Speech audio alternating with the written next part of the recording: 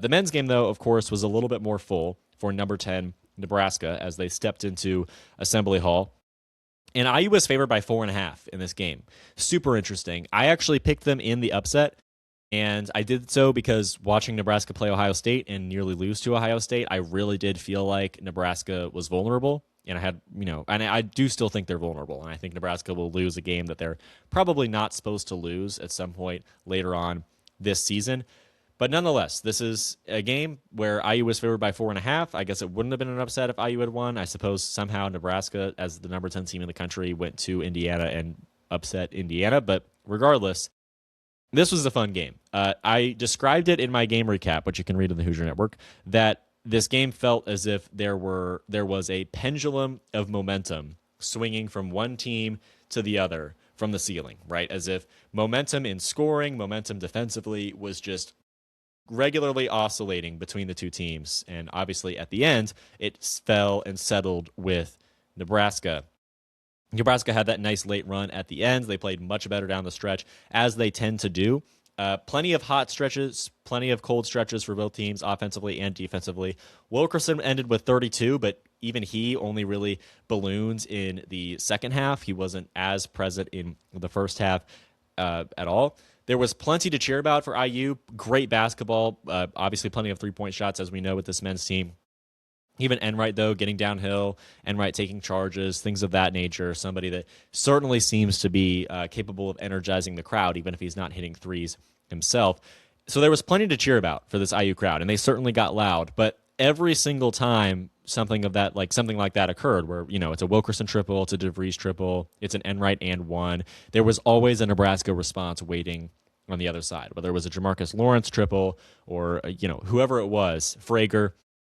Whoever it was, Nebraska was constantly unfazed by the moment, unfazed by the crowd, unfazed by the arena, unfazed by the road environment. They were constantly responding to whatever IU could possibly put forth, and that had an impact, a noticeable impact. And this crowd got loud, but it couldn't stay loud for very long. There were not very many situations where Indiana had a three on one side, good defense on the other side, and then another bucket on the other end, right? Typically, one of those things didn't occur. Either Nebraska was able to score or IU couldn't put together much of a scoring run and couldn't string those possessions together. Nonetheless, very strong start for IU, very fast start for IU. Again, they led by as many as 16. And again, that pendulum of momentum. It was Indiana's turn to score, and then it became Nebraska's turn to score. And that it began in very broad strokes, and then it slowly narrowed until Nebraska was the one team that was really putting together very great offense down the stretch in that game. And again, Wilkerson had 32. He stepped up. He was the leading scorer for Indiana that was really leading the charge. But Iowa just couldn't, or Indiana, after pulling away by 16, really just couldn't put away Nebraska. In the second half, we saw turnovers really become an issue for Indiana. That's what Coach DeVries mentioned the most in the post-game press conference was the second half turnovers. Also, his son Tucker kind of, obviously picking up his third and fourth foul in quick succession there, which complicated things a little bit from a roster construction perspective and a rotational perspective, and obviously just the fact that they wouldn't have him on the floor for much of the end of that game. The Hoosiers performed well. They performed well on the glass. They obviously were scoring, clearly not scoring enough, but 77 is a lot of points and plenty of points. They defended well in the first half, not so much in the second half. And this is a team that has proven itself to not be just one that shoots threes, right? It's not just a team that shoots a ton of threes and hopes they go in. They do rebound. They do provide second chance opportunities. They do drive downhill, namely Enright and Conaway, I've noticed, have been particularly proficient in that way. This is a team that does play defense, right? I don't love the notion, even though I've been a part of it in the past, that this team just jacks threes all day long and then hopes they go in. And if they go in, they win. If they don't, they don't. And they'll probably lose most of their games. That's not all this team is, right? This team is capable of winning with physicality. They're capable of winning with aggression. They're capable of winning in the painted area and in the front court. And I like that about this team, even though there's a little bit of a lack of front court presence. This team has my faith and they have my support because of that, because they don't just throw up threes and hope to win games that way, although that certainly does help. Wilkerson looked very nice. They were rebounding well. They were scoring. They had good moments on defense. The problem was the turnovers, which when this pendulum of momentum is naturally swinging from one side to the other, and then you have some turnovers, you're certainly pushing it a little bit more further towards the side of Nebraska, and that's what happened in this game. And so down the stretch, Nebraska, with those turnovers, obviously mounted a ridiculous comeback from that 16-point deficit, and were able to then surge ahead to a 6-point lead. And then next thing you know, there's 90 seconds left, and you're playing the foul game as you try to sort of come back in this one. And obviously, Indiana was not quite able to do so. It officially is, rendered a 16-point collapse for the Hoosiers at home. And that stinks. It really, really stinks because, first of all, I don't think Nebraska is going to be ranked at number 10 for very long. So this had the opportunity to be the best win against Nebraska anyone really had all season. They're obviously undefeated, but again, and much respect to them, but I do think they're vulnerable, and I think they'll lose at some point very, very soon, especially on the road against, a plucky, unranked, a tough, unranked Big Ten team. I think it's going to happen. So this is probably going to be the highest or close to the highest ranked Nebraska is all season, in my opinion. Maybe I'm wrong. It's just kind of my read on that team and what they're going to be capable of. And Indiana has a really tough stretch, and this was just the beginning of it. They go to Michigan State, number 12 Michigan State tomorrow. They host number 19 Iowa. They go to number 2 Michigan. Number 5 Purdue is right around the corner, right? So lots of quad one opportunities.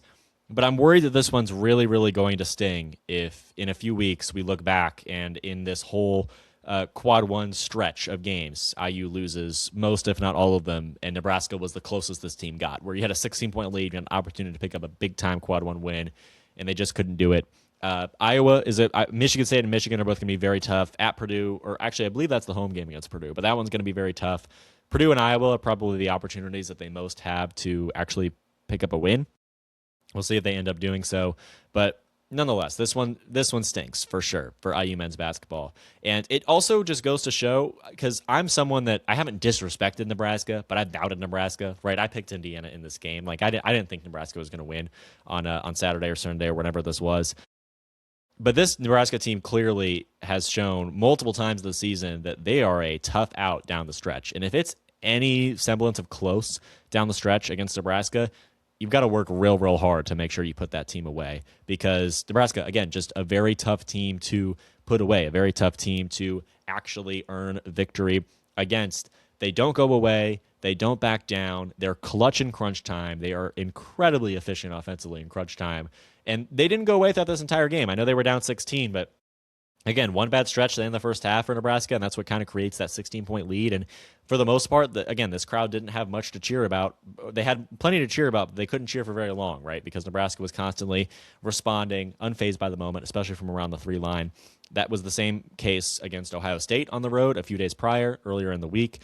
And again, down the stretch, on the road, in a road environment against a tough, good team, Nebraska still comes through. And that's happened twice in a row now. I'm sure it's happened more this season. It's obviously has a lot to do with the reason why they are the 10th best team in the country, according to the AP poll, and obviously why they're undefeated. So very tough Nebraska team. And look out for that in the tournament as well. A lot of close games are going to happen in the tournament. If Nebraska's in one, they are more than likely going to be the better team in crunch time, and that's going to lead them to winning some very nice, close games. I think there's a ceiling to this team. I don't think they can win a national championship. Again, they're going to get picked off. It's going to happen. They're obviously not going to be undefeated the whole year. They're going to lose a game they're favored in. They're going to lose a game they're not supposed to lose, probably multiple. But they'll be a tournament team, and they'll be fun, and maybe we'll make the Sweet 16. But, they're one of those teams that I could see being a 4 seed, making the Sweet 16, and then just getting decimated by UConn, or lose by 25 to someone that sort of is of that caliber and of true championship contention material. So this is a tough one for Indiana, because out of all the top 10 teams they're going to play this year, this is probably the most likely one that they have a chance to upset, and obviously they weren't quite able to do so. They played well. The turnovers are something to monitor. Second halves in general have been very bad for Indiana men's basketball, kind of similar to the women with the third quarter at IU.